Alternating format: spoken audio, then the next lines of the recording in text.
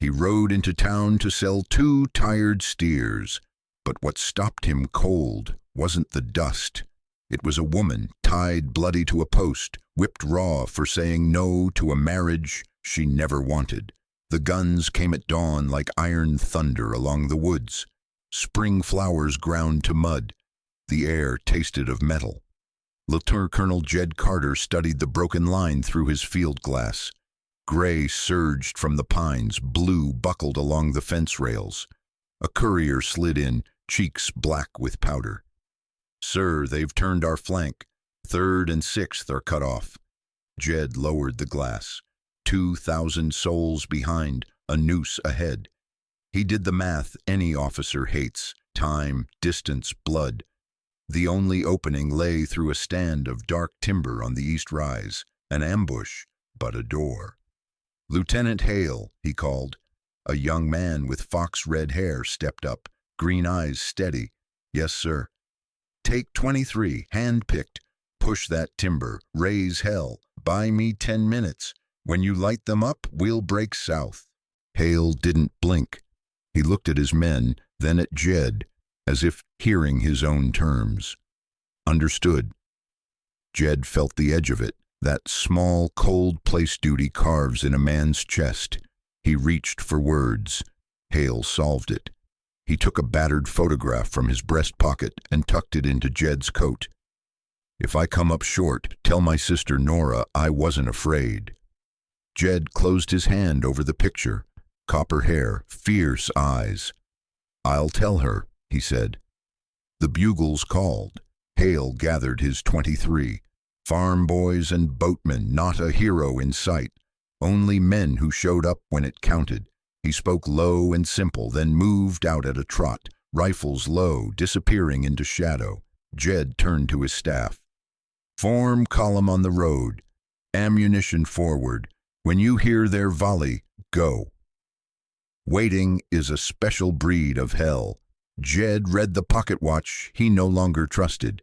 Then it came, one hard crack from the timber, then 2, then a string like corn popping in a skillet. Rebel heads snapped toward the noise. Jed slashed his saber. "Move!" The column lurched south. Flags dipped and rose, men cussed and ran, and the road took them. Behind, the woods burned with musket, a small war inside the big one.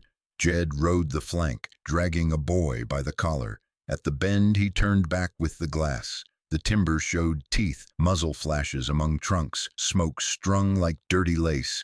He found Hale at last, propped against a black oak. The lieutenant's coat was open, a dark bloom spreading.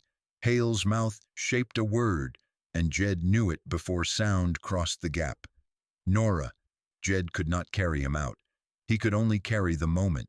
He lifted 2 fingers in a salute the young man would not see.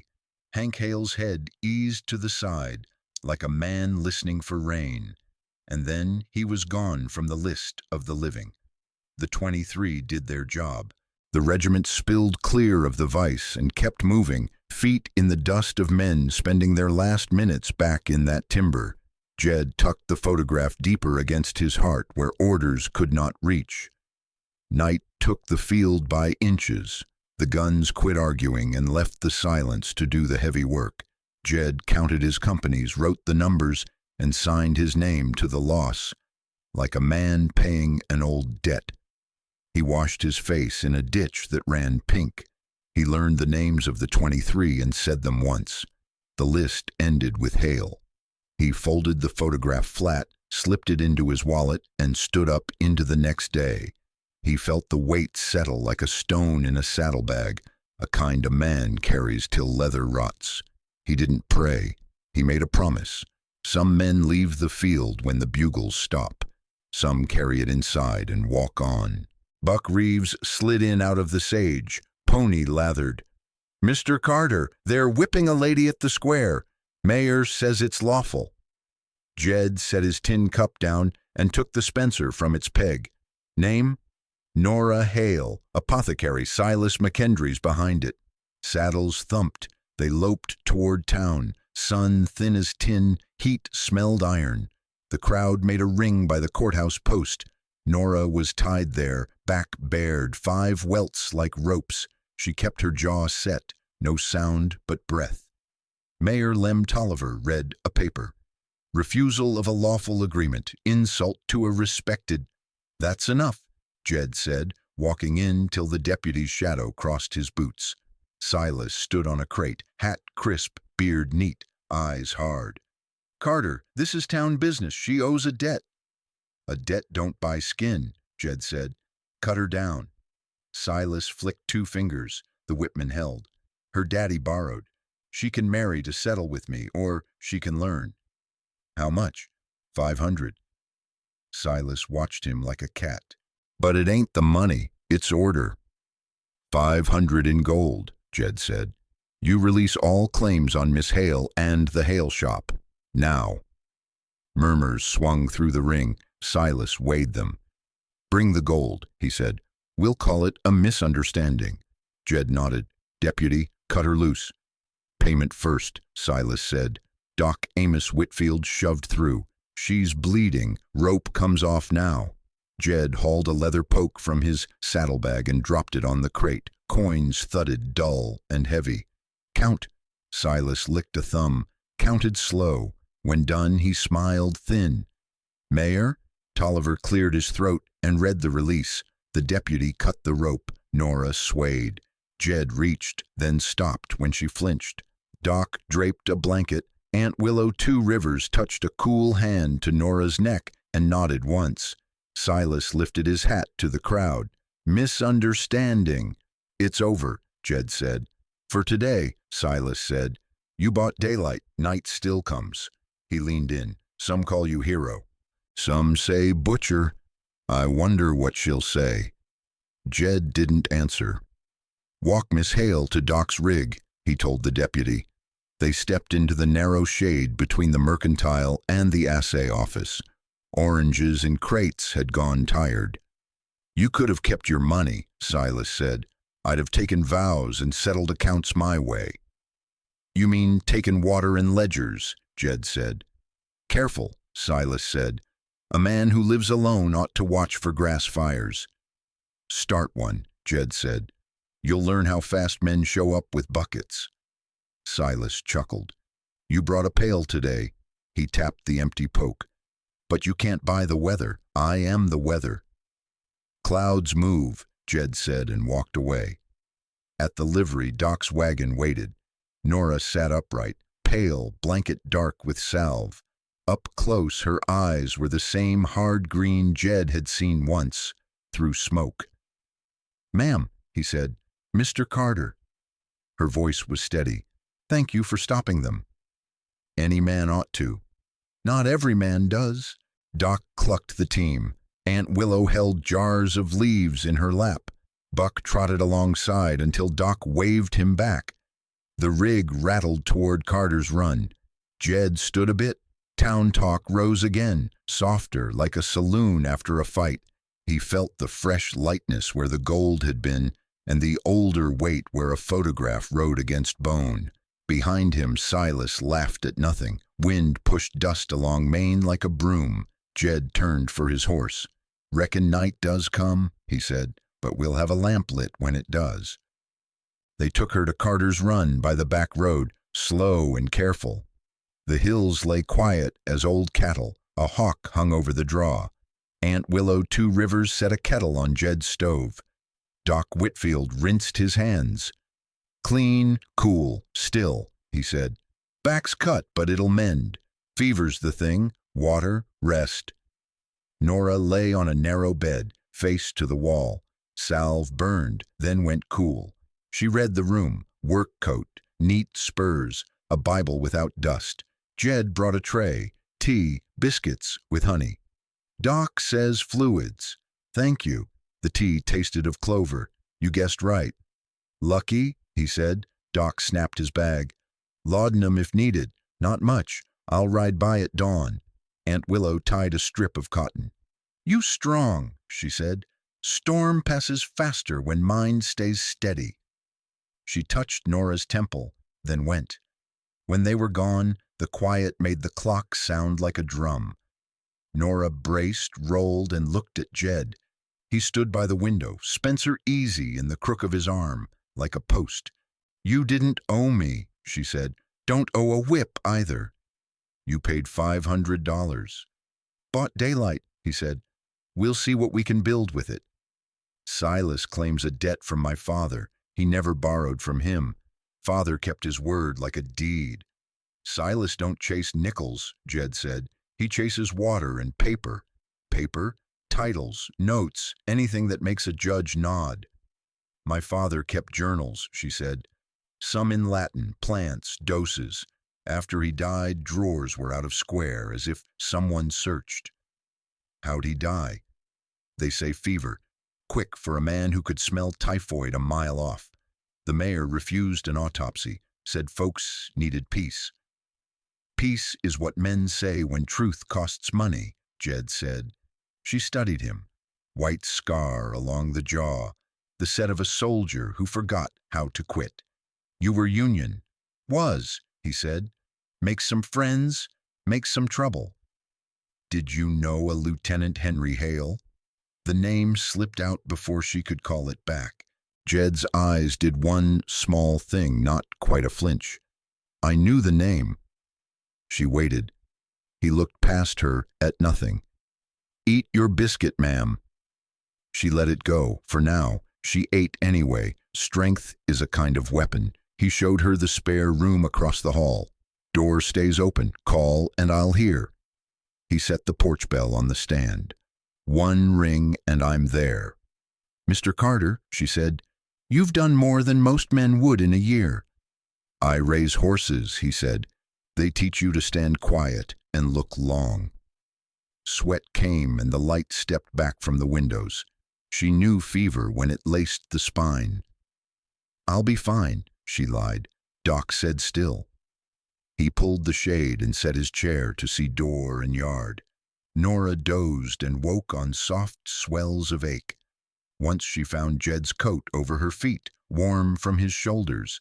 Once she heard his pocket watch click, a man making a list he wished he didn't have to make. Near midnight she spoke without opening her eyes. "If they come, they'll try the shop first. There's nothing there worth a life, not anymore." "Maybe there is," he said. "Maybe the thing worth a life is the proof there's a line you can't cross and still call yourself a man." She slept, finally. Jed sat with the lamp turned low. He took his wallet, looked at a photograph that had ridden with him for years, then set it face down. Hooves rang once on the road, then faded. Light came late and thin, like a letter that took too long to arrive. He waited, counting breaths. The house did too hush. By sundown, the heat in Nora's skin ran on its own. Sweat purled. Her breath came short. Aunt Willow brewed a dark tea that smelled of bitter root. Doc Whitfield washed his hands again. "Fever's climbing," he said. "Keep her cool. Sips, not gulps." "What am I watching for?" Jed asked. "Delirium, infection marching. If her back reddens like a brand, wake me." Aunt Willow touched the cuts with salve. "Pain is a river, let it pass through." "I can stand it," Nora said. "You don't have to," Doc answered and capped the laudanum. "She'll want her head clear." On the porch, Jed caught Doc's sleeve. "I need names that matter. Hollister, U.S. Marshal, he's sniffing land deals, and Mabel Quinn at the Gazette, ink like a Bowie. Send Buck. We'll say she needs ice, less talk." Buck Reeves came at dusk, hat in both hands. Jed wrote on telegraph blanks, block letters a clerk couldn't bend. To U.S. Marshal Reuben Hollister, corruption suspected Governor Horace Kincaid and Silas McKendry, evidence in hazard, request federal eyes. Then another with a note, "If I fall, print everything." "Ride careful," Jed said. "I ain't scared of dark," Buck answered, swallowing. Night stood outside. Inside, Nora shook under the quilt. She floated between tents and lamplight, boys biting on leather while saws bit bone. "Hold still, Hank," she whispered. "We got you." Jed sat where she could find him if she rose blind. He changed the cloth, read the shade of her skin, counted beats with 2 fingers on her wrist. Doc came back near midnight, checked the dressings. No streaking. Good, she's fighting. She asked for Henry, Jed said.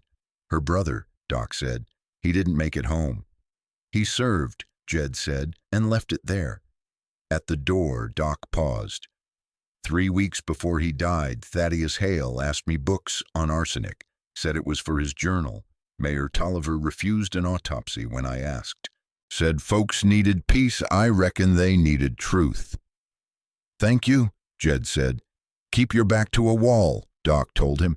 Men who whip in daylight don't sleep right. Aunt Willow sat the last hours and taught the fever to back up, 1 spoon at a time. Dawn came thin. Nora opened her eyes to the ceiling beam and the smell of coffee. Jed was there, boots off, sleeves rolled. Morning. Is it? Her voice rasped. How bad did I talk? You asked for your brother, called him Hank. Did I shame myself? No, ma'am. You mended your pride in the square. Fever can't take what you earned. She sipped. Coffee steadied her hands. Color walked back into her cheeks. What else did I say? You asked me a name. He measured the words. I remember a field, she said. A wall of trees. A lieutenant with red hair going where nobody comes back. There was a colonel. Folks said he knew his men by their towns. That was a long road ago. Answer me plain, she said, the green in her eyes gone hard. Did you know Lieutenant Henry Hale? Yes, ma'am. In what way? In the way a man knows the 23 he sends to buy 10 minutes for the rest. She held his gaze until he had to breathe. What did he say at the end? Your name, Jed said, twice. She let out a breath she'd held 11 years. Then hear me, Mr. Carter. I can't forgive what I don't understand, but I can hear it. He nodded. I was that Colonel, Nora. I was the one. The room went quiet enough to hear the stove tick as it cooled. Outside, the hills took on a clean edge like a whetstone. He waited on. Twilight bruised sagebrush crossing. Jed checked the Winchester and looked to Nora. Color had come back to her, not softness. You sure you can stand it? I've stood worse, she said. If Father hid proof, it'll be at the shop his hands knew. He nodded. We make our own weather. Buck? The boy stepped from the woodpile. Got 3 hands from the livery.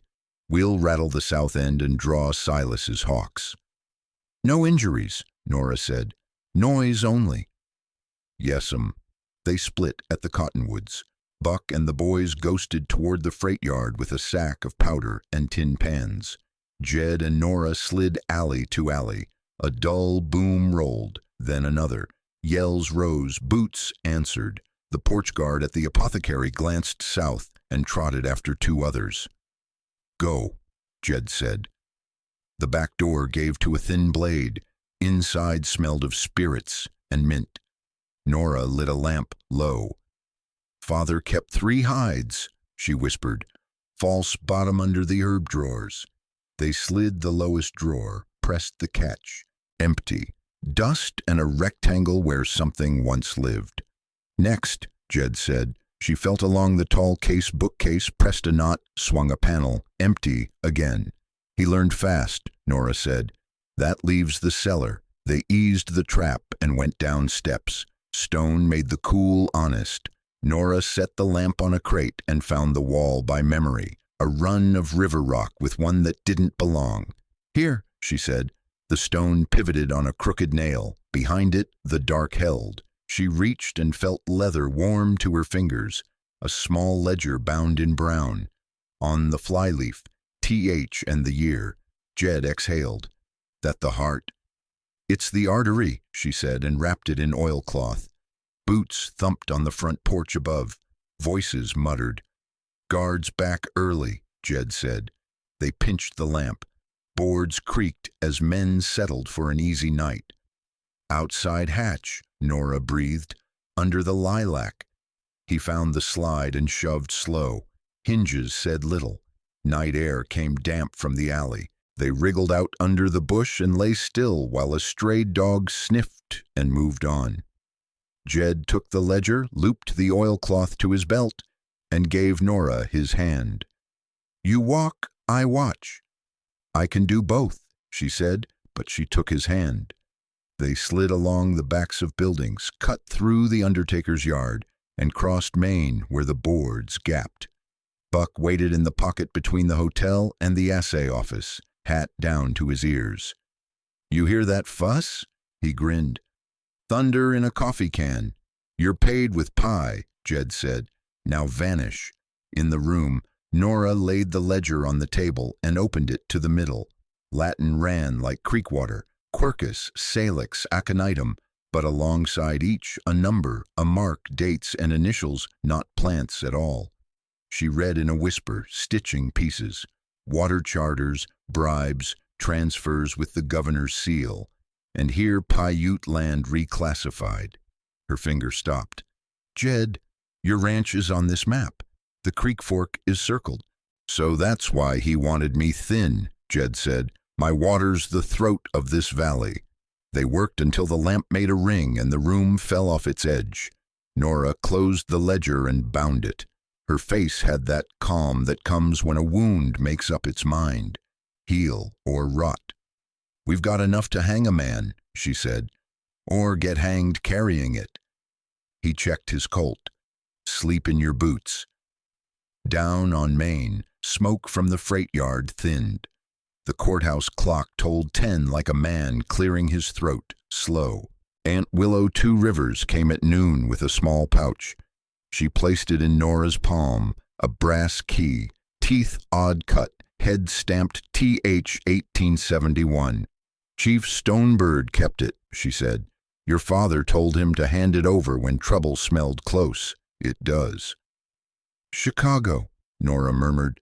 "The summer of 71. He brought home a carved music box and left it at the shop, so Bad News had a tune to walk out to." Jed glanced from the hotel window to the rooms above Hale's apothecary. On the mantel across Main, the little box sat where it always sat. Aunt Willow said, "Men of the governor took the Badger Creek Trail last night with wagons and a locked chest." "Kincaid," Jed said, coming quiet to meet Silas. Nora set the key beside Thaddeus Hale's ledger. "If that front keyhole isn't for show, this fits it." "We pull tonight?" Jed asked. "Not as thieves," Nora said. "As guests. They expect shadows, not smiles." Jed shaved, pulled on a black suit, slid the Colt under. Nora chose dark green. The back had been cut so cloth wouldn't rake her wounds. She braided her copper hair, nurse neat. Doc Whitfield brought sugar cakes for Buck's nerves and said, "If they stare, let 'em. Pain doesn't get a vote." Mabel Quinn met them on the stairs, ink on her thumbs. "I got your wire," she whispered. "If the room catches, I print before dawn." "Print truth," Nora said. "Heat will come of it." They watched the street a last time. Silas's tufts drifted lazy. The porch guard at the apothecary leaned his chair and studied his nails. Above him, curtains held still over the music box. Buck trotted in. "Governor moved his reception up. Wants handshakes before sunset. Folks say he rode in from Badger Creek at daybreak." "Early visit," Jed said. "Then we changed the barometer," Nora answered. She slid the key under her fan. "Keepsake." They crossed Main like any pair with business. The town kept its polite face. Mayor Tolliver waited on the courthouse steps, smile tight. "Miss Hale, Mr. Carter, the governor appreciates civic spirit." Line forms in the hall. "We came to listen," Nora said, "and be seen listening." Inside, brass lamps put soft shine on varnished benches. Ladies rustled, men cleared throats. Jed marked exits, guards. In the window glass across the street, the porch guard reset his lean every 2 minutes. Jed measured the gap. 10 minutes after the first tune, he murmured. "We drift. You take the side stair to the sitting room. Pocket only what bites hardest." "I won't fumble," Nora said. If Silas shifts men, we walk out and try again. That's the plan. Jed, she added low, if they corner you about Hank, say it clean. Yes, ma'am. Music stumbled into a waltz from a rented piano. Silas McKendry stood by the judge's door, coat neat, eyes like cold gravel. The tall man beside him wore a barbered mustache and a broad ribbon. Horace Kincaid turned with a smile that lit his face and left the floor dark. He looked at Nora as if she were a notice on a post, and at Jed like freight to be weighed. Miss Hale, Mr. Carter, he said, the territory's obliged. Governor, Nora answered. We'll have words, Kincaid said, already turning. Your little shop interests me. Jed took Nora's arm as if to steer her toward the punch, and kept counting the guard's habits in the window glass. Don't rush, Nora said without moving her lips. Smile and breathe. He smiled for the crowd. Wolves hate it when sheep don't scare. Hold that smile. The piano man held a waltz while Governor Kincaid worked the room. Jed kept a smile lit and his eyes busy. In the courthouse window across Main, the porch guard at Hale's shop tilted his chair, same lazy count. Kincaid drifted close. Miss Hale, your apothecary does this town credit. Order sometimes bites before it heals. Order doesn't draw blood in the square, Nora said. It sets a bone and pays the bill. Silas McKendry slid in, starch sharp, eyes like cold iron. We all have our parts, Miss Hale. Some fellows beat the drum too loud, Jed said. Mabel Quinn cut between them with a tray. Governor, a line for the Gazette? She angled him toward the judge's door with two brisk questions. Now, Jed breathed. They slipped into the side passage and climbed. The second-floor hall smelled of varnish and old paper. In the sitting room, the music box waited on the mantel like a well-behaved secret. Nora listened. No feet. She drew the 71 key from her fan, found the tiny keyhole that wasn't for show, and turned. A neat click, a panel eased. Inside lay a flat leather portfolio tied with rawhide and a folded note in Thaddeus Hale's hand. She read under her breath, Nora, if I'm late to supper, play this once. The rest lives where music does. T.H. Jed slid the portfolio under his coat. He set the note back, turned the key, and squared the lid so dust would lie the same. Time, he said. They ghosted down and rejoined the warmth. Kincaid was finishing a toast about prosperity. Silas watched like a wolf counting boards on a corral. Nora took a cup she didn't want. Governor, she said, Father kept tidy books. You'd admire his ledgers. Books are a town's bones, Kincaid said. Healthy bones carry weight. They crack when men jump on them.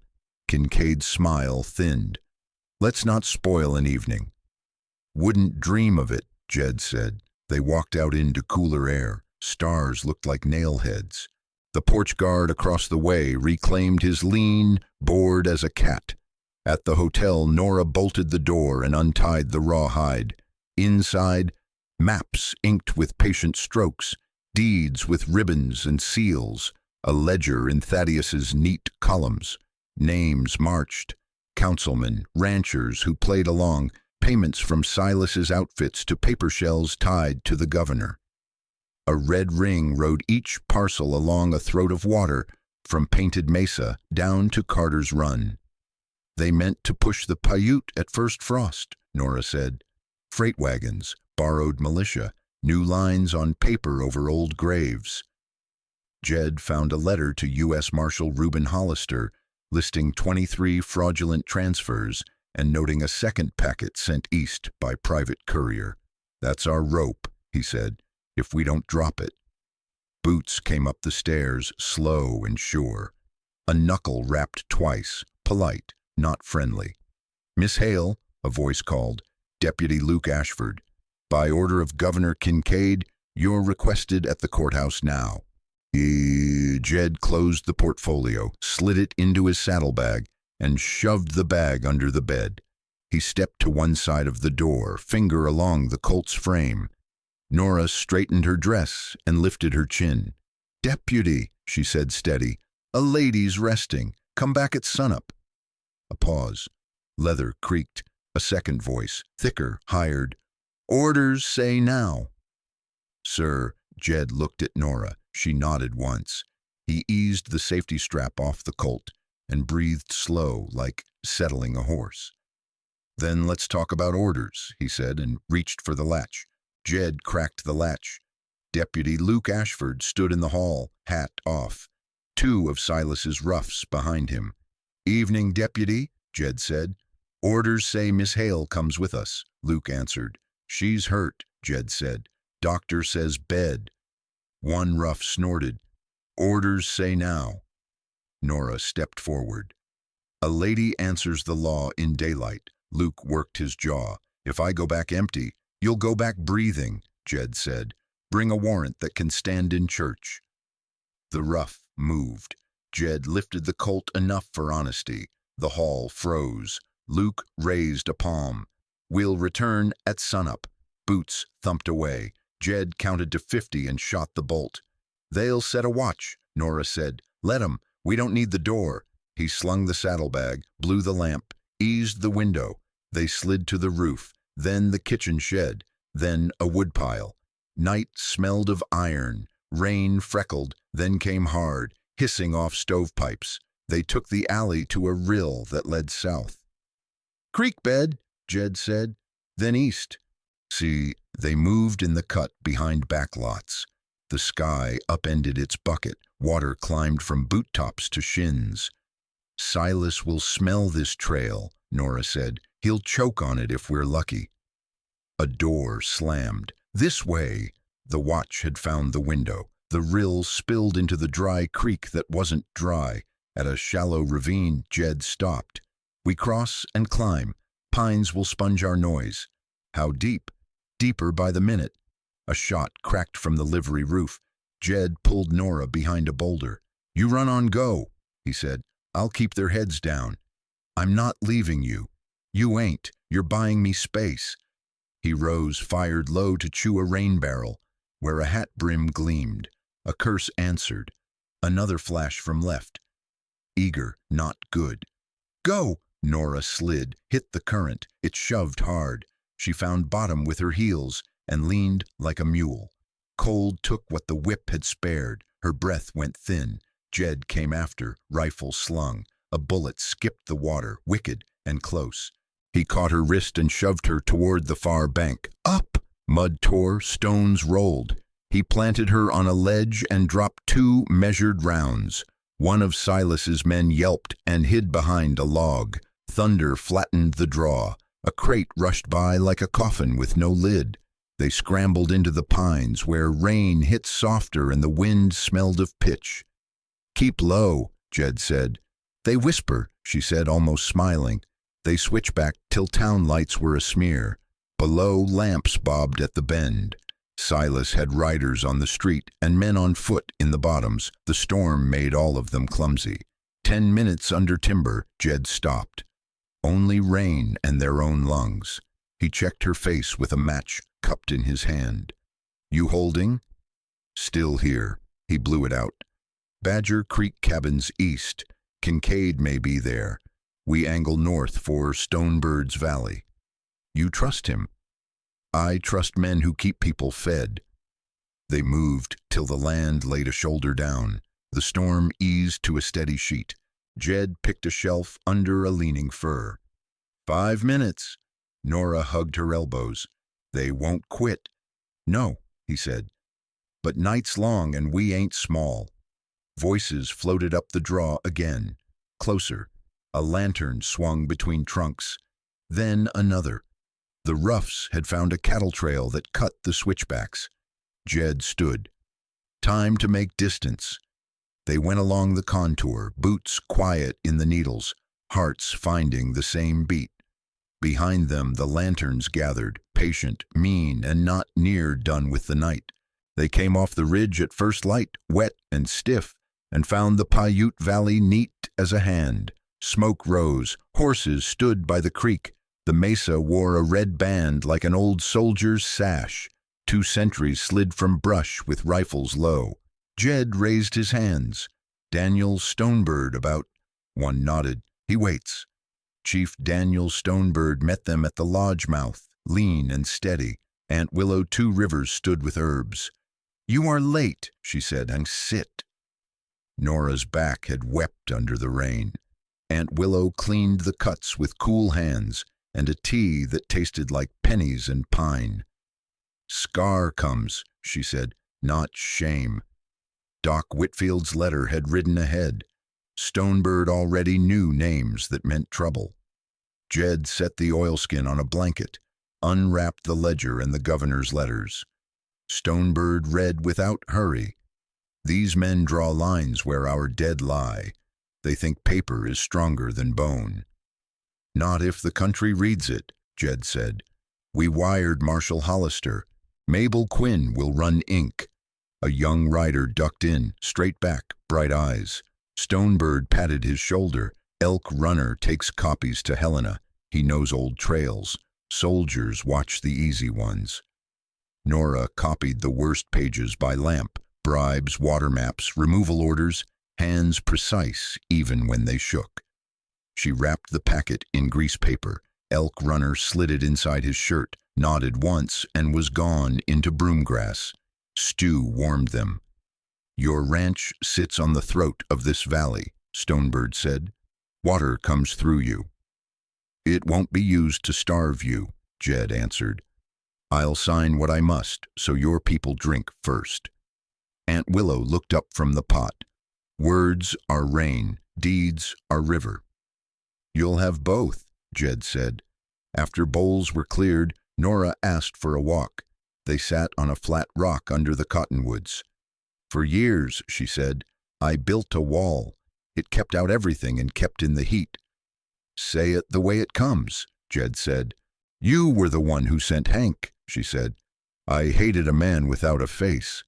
I was that man." "He said my name," she whispered. "You told me. I needed that truth. I need another." She drew a breath like setting down a trunk. "I forgive you, Jed." He didn't move for a long count. Then he took off his hat. "I don't deserve it." "It isn't dessert," she said. "It's a gate. I'm tired of standing in my own yard." They sat with it. The creek talked small. Back in the lodge, Stonebird spread a buckskin map. "Kincaid sits at Badger Creek. McKendry calls men by coin and favor. If he cannot have paper, he will try for blood. We'll meet law with law," Jed said. "Hollister won't ride blind." A runner came from the rim trail, chest heaving. "Riders," he said in halting English. "South. Many." "How many is many?" Jed asked. He held up both hands, then a few more fingers. 12, maybe more, with uniforms. Nora tied her hair back, neat as a nurse. "That won't be Silas alone." "Kincaid will borrow a badge when a whip fails," Jed said. Stonebird rose. "We do not invite war to this fire. Women and children to the north lodges, men to the brush line. We do not shoot first." "Ain't our habit either," Jed said, standing. Aunt Willow pressed a small pouch into Nora's palm. "For courage," she said. "Tastes bad, works good." "I'll take 2, Nora answered. Jed cinched his belt and checked the Winchester. The west darkened. Out on the rim, dust lifted thin and straight. Night would be here soon enough. So would company. Evening came down like a lid. The sage kept the day's heat like banked coals. At the south gap of the valley, Jed and Chief Daniel Stonebird stood shoulder to shoulder. Women and children moved to the north lodges. Aunt Willow 2 Rivers counted heads. Lanterns climbed the rim. A column wound in, militia coats, ranch hands, and Silas McKendry riding tall beside a broad-shouldered officer. "Captain Ezra Pike," Jed said under his breath. They halted 20 yards out. Pike raised a gloved hand. "By order of Governor Horace Kincaid, you, Jedediah Carter, and Miss Nora Hale will come into custody. Charges, theft, trespass, sedition." Stonebird answered, "This is Paiute ground. Treaty of '68 says no soldier sets a boot here without our say. Paper that breaks treaty isn't law." Silas smiled thin. "Treaties bend when grown men misbehave." Doc Amos Whitfield stepped from the lodge line. "Town doctor, I swear Miss Hale was whipped under a false writ. I asked an autopsy on her father. The mayor refused." "Put that in ink, Captain." Pike's jaw worked. He wasn't eager. "No one wants blood. Hand over any papers you removed from town, and we'll step back to confer." "Step back now," Jed said. "We wired U.S. Marshal Hollister. Copies rode for Helena at dawn. You take us, you still won't stop the truth." A murmur ran the column. Not every coat sat easy on the man inside it. Silas edged forward. "You're cornered, Carter. Die behind Indians, or walk out with a little dignity." Stonebird didn't blink. "Our people are not your cover and not your target." Luke Ashford, hat low, moved up on Pike's left. "Sir, some of these men signed to keep peace, not raid lodges." "Hold your line, deputy," Pike said. Nora came to Jed's side, hair braided tight. "Captain, you know me. I patched your boy when the saw kicked him in the yard. If you march in here, you turn that debt into a wound." Pike looked at her then. "Miss Hale, I'm bound by orders." "Orders catch and release," Jed said. "A man's name sticks." "Last call, Carter," Silas shouted. Doc cut in. "Captain Pike, you want sworn testimony? You have mine on the whipping and on Mayor Tolliver blocking an autopsy. You have Deputy Ashford's eyes on Silas's hired whipman. You can have my signature tonight." Pike rubbed at his brow. Horses stamped at gnats and nerves. Stonebird lifted an open hand. "We will not fire first, but we will not be taken." Along the brush, Paiute rifles rested quiet on logs. Silas spat. "I'm done asking." He gestured. His flankers began to fan. Jed spoke low, only for Pike. "Captain, stand them down. If a shot starts here, it will stain the whole territory. Let your pride wait one night." Pike breathed, long and rough. "McKendry, hold." Silas turned on him. "You taking orders from a shop girl and a horse trader now?" "I'm taking orders from the paper I signed when I took this stripe," Pike said. Silas's smile died. His hand fell near his pistol. Jed tipped the Winchester just enough to write a promise. From the east, faint but steady, came the rattle of more hooves and the low cough of a bugle. Lanterns winked along the far trail like sparks shaken from a forge. Pike lifted his head. "Who in blazes? Maybe the weather changed," Jed said. No one moved. The valley held its breath while the sound rolled closer, like a wheel that meant to crush whatever lay foolish in its path. Nora touched Aunt Willow's pouch. The bitter herb steadied her. The column held like a dream. Rain hissed off brush. Lanterns shook on reins. Ezra Pike kept his horse planted. Silas McKendry's jaw worked like he was chewing a nail.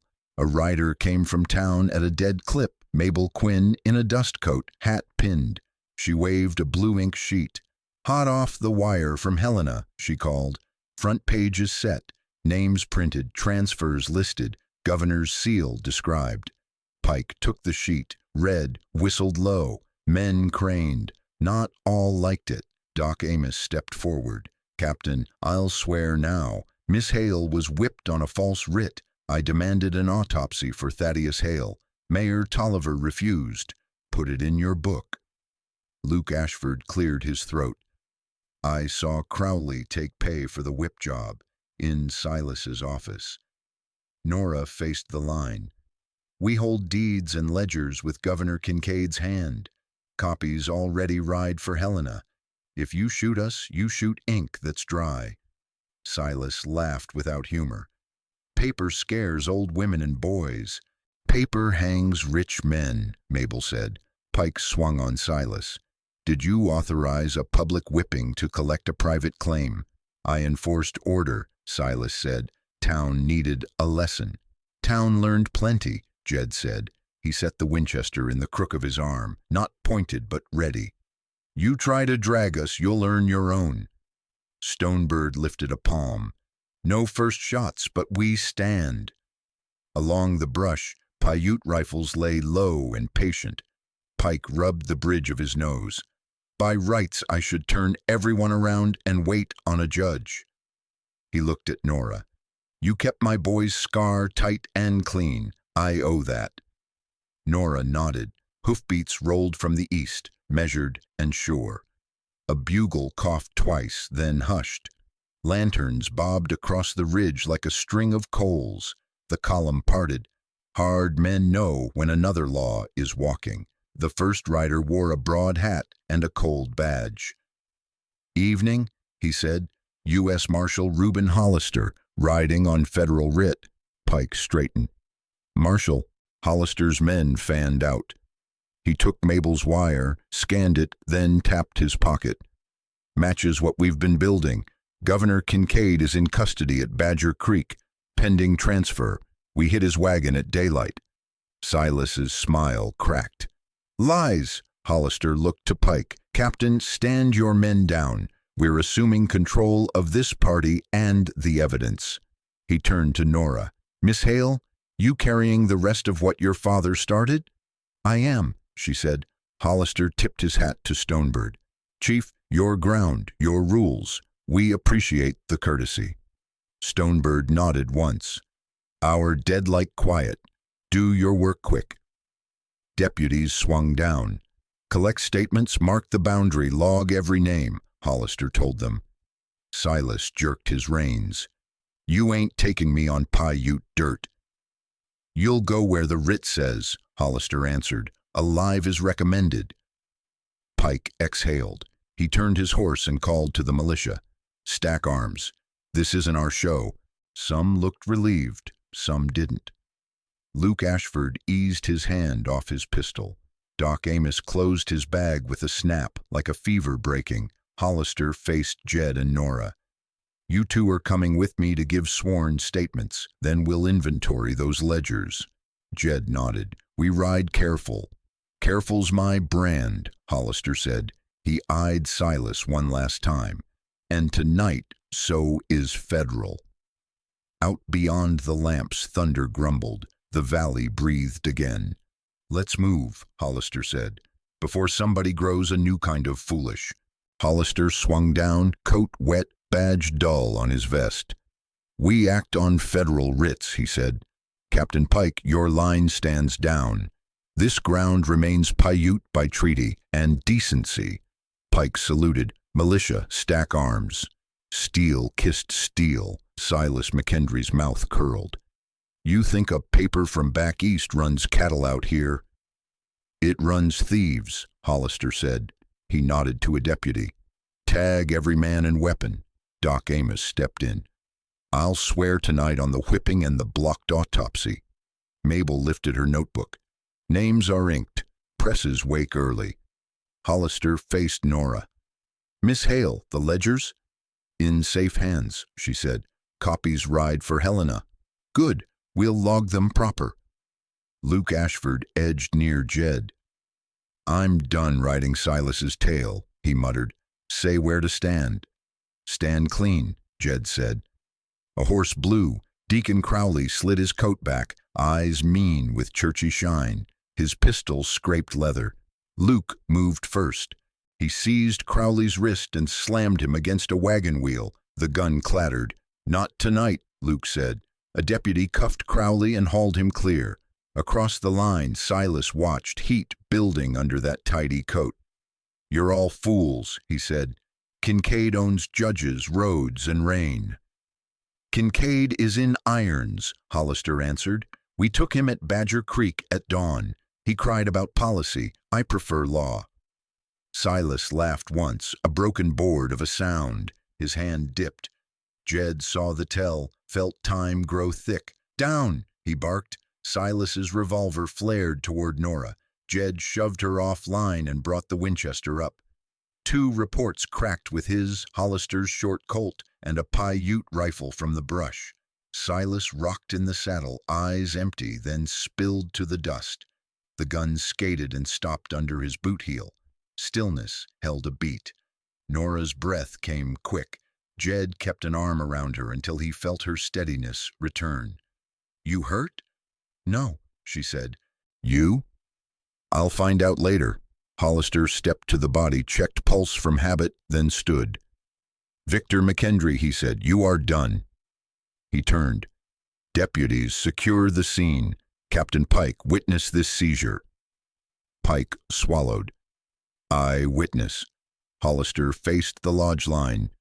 "Chief Stonebird, thank you for your patience. We'll be gone at first light." Stonebird nodded. "Leave no trash. Take all men you brought." "We will." Hollister turned to Jed and Nora.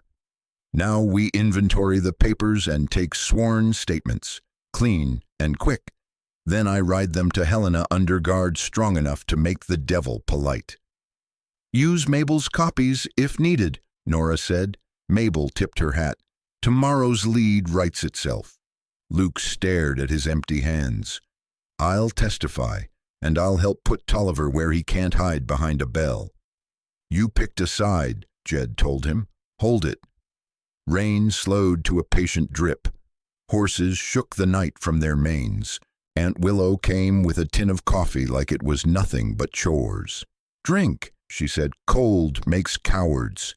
Hollister sipped, winced, smiled. "Strong."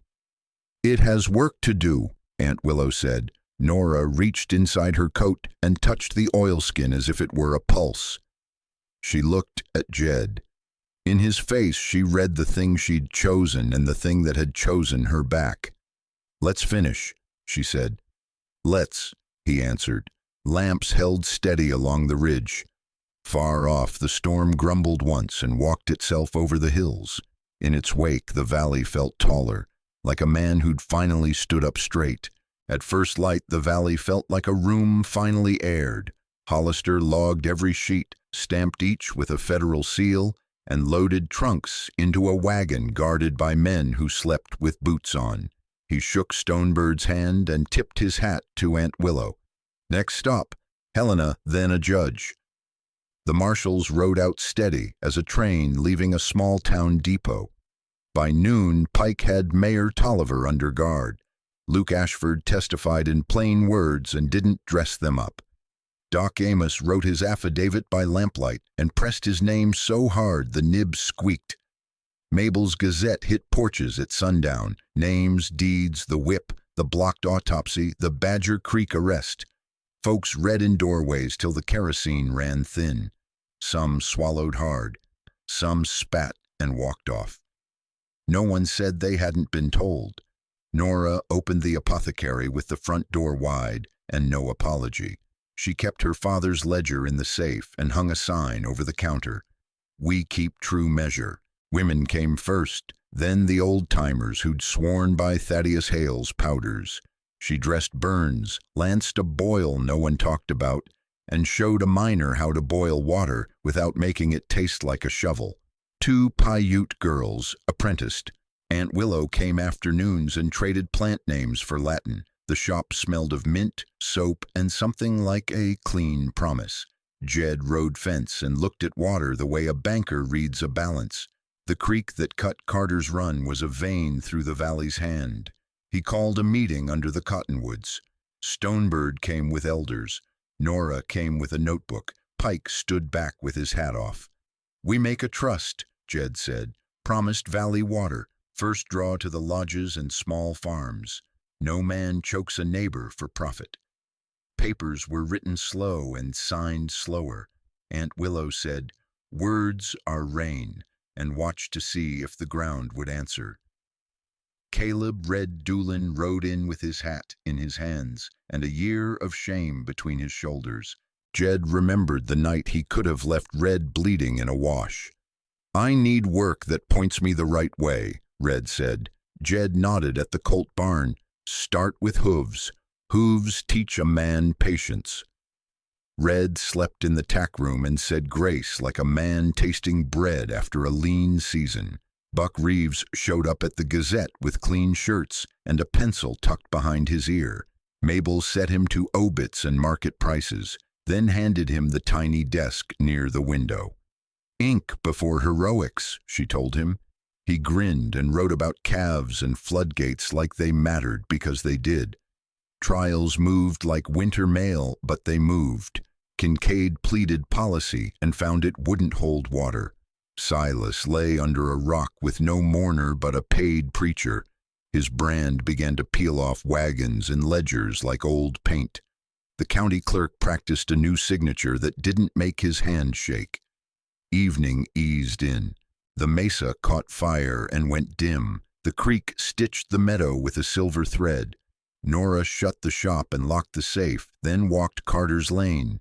Jed was mending a gate the wind had worried. They spoke little. He handed her 2 cedar shingles and the hammer. She set them clean. "I don't know what to call this next part," he said.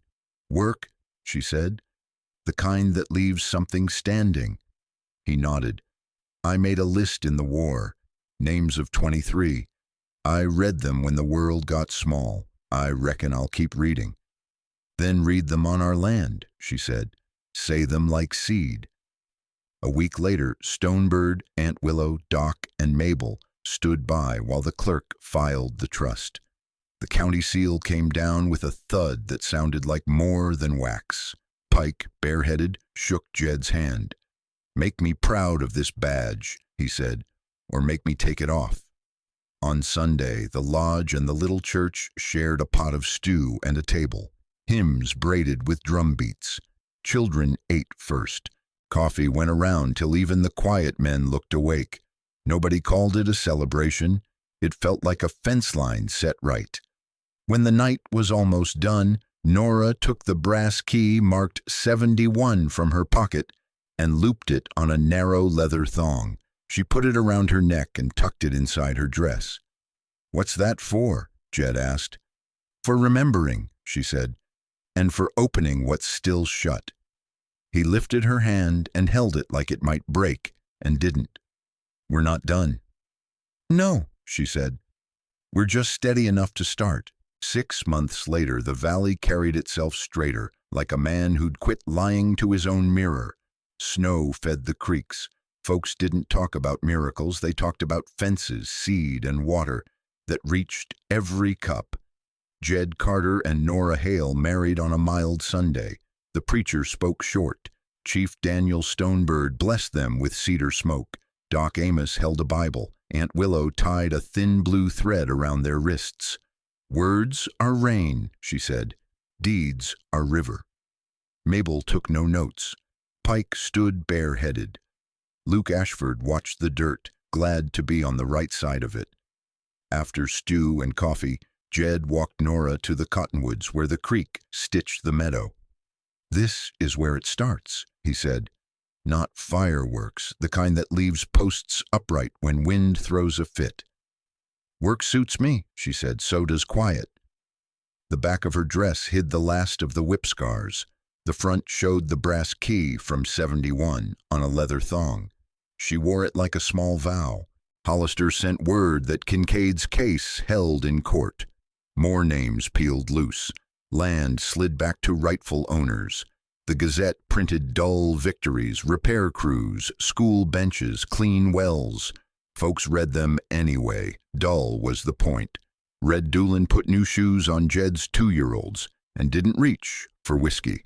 Buck Reeves wrote sale notices and an obituary for a mule that had hauled logs through 3 harsh winters. It read like a medal. The water board met on Fridays and argued with respect. The first draw flowed to the North Lodges without a quarrel. When drought rumors rode in, Promised Valley kept its gates fair and tight.